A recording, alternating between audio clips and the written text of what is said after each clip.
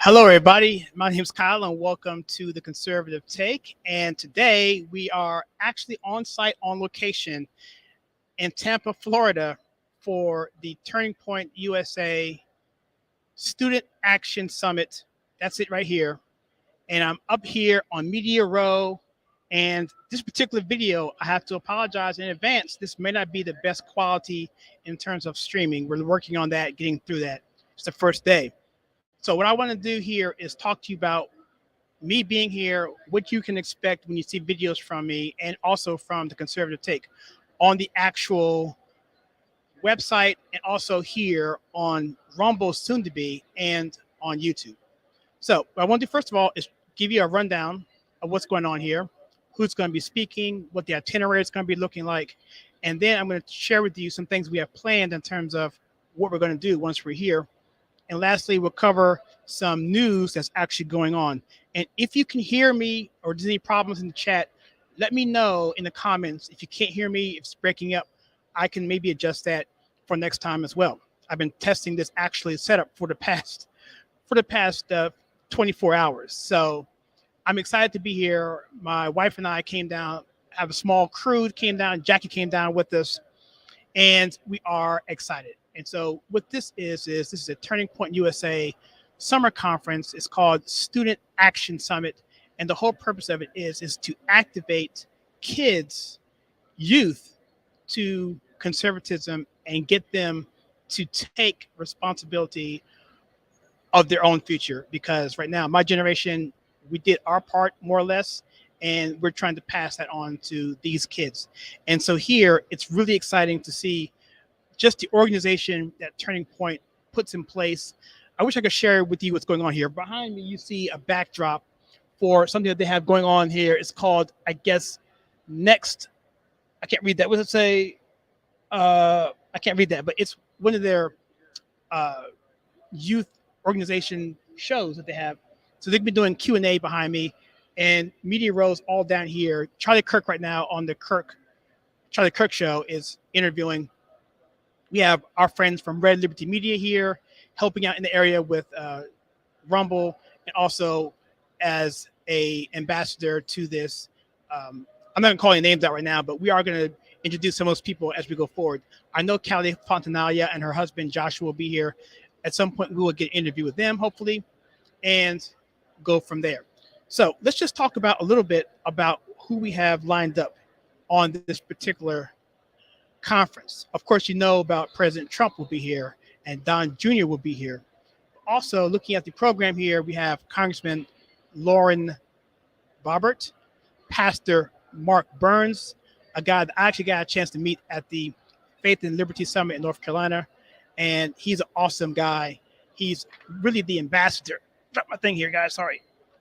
He's actually really the ambassador for the spiritual side of what we have to have in terms of conservatism. I mean, he's an ambassador in terms of that side of it, because we have to have God as a focus going forward. Because right now, if you look at the woke agenda absolutely has to deal with anti-biblical foundation. It has to do with the fact that they don't want to look at God for anything. And until we turn to faith, until we turn to the origins of this country in terms of what the founding fathers saw us as a constitutional republic. Republic meaning that you can only have a republic if you adhere to the spiritual foundation of what you need to have a civil society. And Mark Burns is absolutely that guy for that. Congressman Kat Kamek, Dr. Ben Carson. I have an interesting Ben Carson story. I'll share with that at some point. Senator Ted Cruz will be here. Governor Ron DeSantis, of course, this is his home state. We're in Tampa. He will be speaking tonight. And who else we have? We have Pastor Samuel Duth, Brian Donalds, David Englehart, and a lot of these people, I have to say, I don't know who they are. Sam Fauch, if I say his name correctly. Ari Fleischer, he was this White House speaker for Bush W. I remember that. Matt Gaetz is be here, if I said that correctly, Congressman. Congressman Mark Green, Victor Marks, and Don Jr.'s girlfriend, Kimberly. How do you pronounce her name? Guilfoyle? I sound terrible, but I never actually have pronounced her name. How do you pronounce her name? Gorfor? Girlfriend. Girlfrill. Girlfoyle. Oh, okay. Girlfoyle. That's live internet for you. My man over here is helping me out on the pitch. I appreciate that. He's on the phone too doing this and still helping me. I appreciate that. Anyway, Greg Gutfield, he's going to be here as well. And I would say, the Fox News station is pretty awesome. They have a whole section that's just lit up like a studio. And I'm going to give some man on the street types of interviews around there, hopefully, and show you guys around in another video, maybe in the next live stream that we do. Who else we have here? Senator Josh Hawley, Pete Hegseth. Okay, yeah, I know who he is. Fox Friends and we. See, I don't watch Fox News, so that's one thing. I don't watch Fox News. I don't know who these people are. He is a co-host of Fox and Friends Weekend. Okay, I do see his face here. And Laura Ingraham, I like her. Benny Johnson, I follow him on Truth Social. Charlie Kirk, I just got a chance to sit behind him. I mentioned that in a second. I'll go forward, but Victor Marks will be here. And it's a big, this is a huge lineup. A absolutely huge lineup. I'm really excited to get a chance to rub shoulders with some of these people. Pastor Rob McCoy, Kayleigh McEnany, former White House press secretary, Mike Lee, senator. It goes on and on. Dave Rubin's going to be here. Rick Scott, senator. Brandon Tatum. I just sent him an email a minute ago. Kevin Stitz. So, yeah, I mean, anyone and everyone who can be here is going to be here. And, of course, President Trump's going to be here as well. Let me get back to my Ben Carson story first and then Charlie Kirk. Okay, so Ben Carson was a pediatric heart surgeon, or actually brain surgeon, at Johns Hopkins in Baltimore, Maryland. And at a time in my life when my son, at the time was about 4 years old, had to have a heart surgery. And so at Johns Hopkins, because we felt that was the best place to do it. At the time, that was the best place in the country. It probably still is. And so when we were there the night before the surgery, Ben Carson was on staff there as, pediatrics level. And I got a chance to see him. I didn't talk to him specifically, but I did see him walk the hallways. And prior to that, Ben Carson has always been a hero of mine and really people in this country and really in the Black community before all of this stuff happened with him calling out Obama for his mess at the press conference, which ultimately is what got him national spotlight again. And so, but before that, everyone loved him. But of course, that's different now because now he's on the side of conservatism. That's a whole nother story. But much love for Ben Carson and also Charlie Kirk. So he's here and he's doing his session or his Charlie Kirk show on Rumble. And just over there watching him do his live stream and just watching his mannerisms and watching him type on the keyboard, the small things, someone like me who's trying to get to the level that he is at in terms of influence and also in terms of just being able to have a type of environment like this, which is very, very well done, very professional. I mean, I have no complaints right now. In terms of media, there's some things that we could have done differently, but that wasn't laid out. But aside from that, media is kind of set aside. But on maybe our next session, we'll have our own section. Right now, we're kind of camped out in front of this section here on Media Row, which is fine. I can deal with that. But yes, just watching him and watching him interact with his guests behind the scenes, watching the cameras and watching the whole scope of everything, it kind of demystifies a lot of it. And so the conservative take, we see ourselves in the same light at a different level, of course, as what Charlie Kirk started a while back. And that's basically engaging the culture for conservatism. Because ultimately, culture is what's going to drive a lot of policy. Policy is driven by culture because culture is what people on a day-to-day basis live their lives, mainly through entertainment and sports, media of all sorts. And when you have the left controlling those areas of media, of sports, of movies, that drives the culture because people are influenced by actors, sports figures, personalities, pundits. And when it's controlled by one side, then the people who are younger come up and see that and will emulate that. And also, unfortunately, sometimes emulate their actual worldviews, their philosophies, their pronouns, dare I say. And so that is what I think conservatives need to do. And that's one thing that the convention that I'm at right now, SAS 2022, tries to do. Is trying to get a handle of the culture because there's a lot of kids here, a lot of young people here, and they're sharp, they're smart, and they're the future. And that's what it's going to take for us to take this country back in a way that's going to allow us to progress what we have in terms of our republic as it was founded. So let's take a look at some actual news we have here, because there's some things going on right now. Let me share my screen here so you can see it. I'm going to do this from the Liberty Daily. And I'm just going to comment on some of the stuff here. So what's interesting here is the first thing we see is that Trump plans to gut the deep state in 2025 by cutting 50,000 counterproductive government jobs. So it appears that Trump is going to be running for office. I mean, I think that's a done deal.